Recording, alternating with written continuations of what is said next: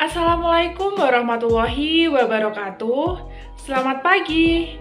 Terima kasih kepada Ibu Yustina selaku dosen dari mata kuliah Komunikasi Bisnis, dan terima kasih untuk teman-teman semua yang sudah online pada kesempatan pagi hari ini.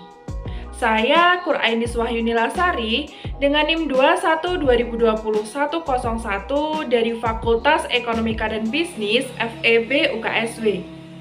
Oke, pada kesempatan kali ini saya akan melakukan presentasi dengan materi teknik negosiasi untuk memenuhi tugas akhir dari kelas komunikasi bisnis.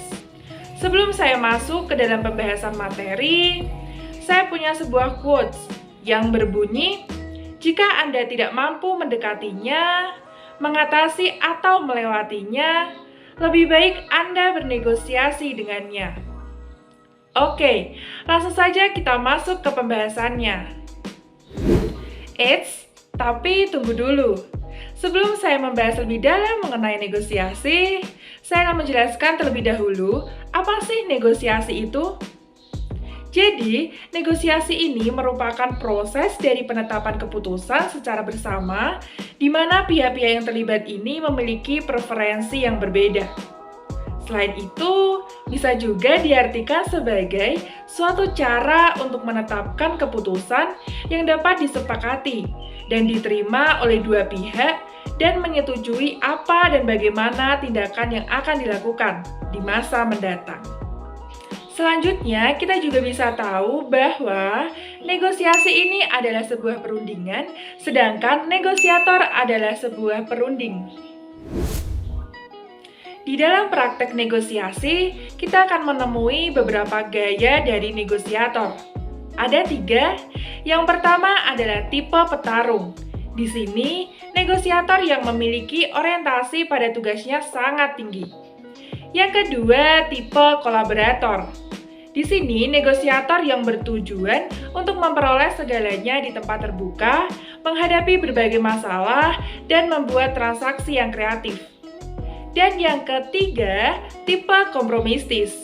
Di sini, negosiator yang selalu berusaha mencari kompromi untuk menyelesaikan persoalan. Dari ketiga jenis negosiator tersebut, sangat erat kaitannya dengan jenis organisasi yang berbeda-beda di dalam penerapannya.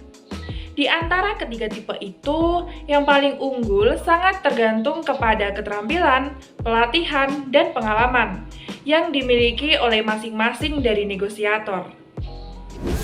Selain 3 gaya negosiator tadi, ada juga jenis dari negosiator. Saya akan menjelaskan 2 jenisnya. Yang pertama ada value claimers. Di sini, memandang negosiasi sebagai proses dari pertikaian. Masing-masing pihak berusaha mendapatkan sebanyak mungkin jatah atau kemenangannya dan memberikan sesedikit mungkin jatah atau kemenangan bagi lawan. Cara yang digunakan adalah taktik yang manipulatif, argumen yang memaksakan, konsensi terbatas, dan tawar-menawar yang alot. Yang kedua ada value creators. Di sini mengutamakan proses yang akan menguntungkan kedua belah pihak. Mencoba untuk menciptakan nilai tambah bagi kedua belah pihak yang bernegosiasi. Cara yang digunakan adalah dengan mengembangkan hubungan yang kolaboratif, mengutamakan penyesuaian kepentingan kedua belah pihak, bersikap ramah dan kooperatif. Selain itu, negosiasi juga memiliki beberapa unsur yang dapat kita ketahui. Ada 4. Yang pertama adalah ketergantungan dalam suatu tingkatan antara pihak-pihak yang terkait. Yang kedua, ketidaksepakatan atau konflik, baik itu konflik nyata atau yang tersembunyi. Yang ketiga, itu adalah interaksi yang oportunistik. Setiap pihak punya keinginan untuk berusaha mempengaruhi orang lain. Dan yang keempat adalah kesepakatan. Selanjutnya, kita akan membahas mengenai karakteristik negosiator yang baik. Ada beberapa. Yang pertama, kita harus percaya kepada diri kita sendiri. Yang kedua, menciptakan penampilan yang baik dalam diri kita.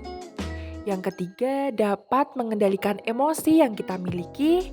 Yang keempat, menghargai orang lain atau lawan negosiator kita. Yang kelima, tidak merasa sempurna dari yang lain. Yang keenam, ramah, sopan, simpatik, dan humor. Yang ketujuh, selalu berpikir positif dalam segala hal. Yang kedelapan, sabar, ulet, dan tidak mudah putus asa.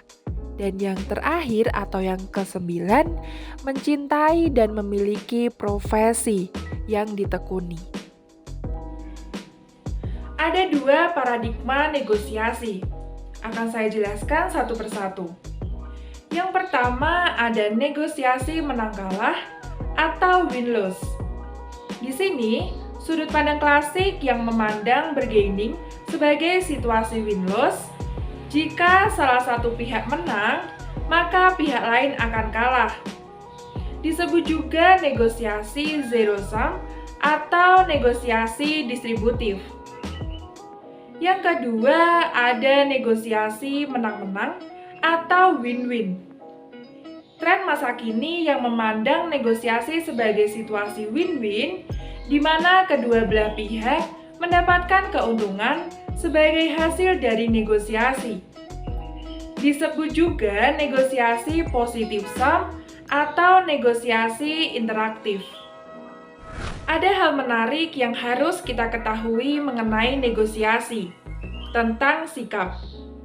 Sikap yang perlu kita kembangkan dalam mengawali negosiasi ada 3. Yang pertama adalah pleasant atau menyenangkan. Yang kedua assertive, tegas tidak pelin-pelan, dan yang ketiga ada firm, itu teguh dalam pendirian. Senyum juga salah satu hal yang perlu kita kembangkan dalam mengawali sebuah negosiasi. Sehingga hal tersebut akan memberikan perasaan nyaman dan terbuka bagi kedua belah pihak. Berikut ada beberapa tahapan dalam mengawali sebuah negosiasi. Yang pertama, jangan memegang apapun di tangan kanan Anda ketika memasuki ruang negosiasi. Yang kedua, ulurkan tangan Anda untuk berjabat tangan terlebih dahulu. Yang ketiga, jabat tangan dengan tegas dan singkat. Dan yang keempat, berikan senyum dan katakan sesuatu yang pas untuk mengawali pembicaraan. Selanjutnya, dalam pembicaraan awal, mulailah dengan membangun common ground atau sesuatu yang menjadi kesamaan antara kedua pihak dan dapat dijadikan landasan bahwa pada dasarnya selain memiliki perbedaan, kedua pihak memiliki beberapa kesamaan yang dapat dijadikan dasar untuk membangun rasa percaya. Jadi, kesimpulan dari semua pembahasan tadi adalah negosiasi merupakan fenomena sehari-hari dan umum dalam kehidupan, baik organisasi maupun masalah pribadi. Sebenarnya, kita hidup di zaman negosiasi, di mana kita harus bekerja untuk mencapai hasil win-win dari negosiasi.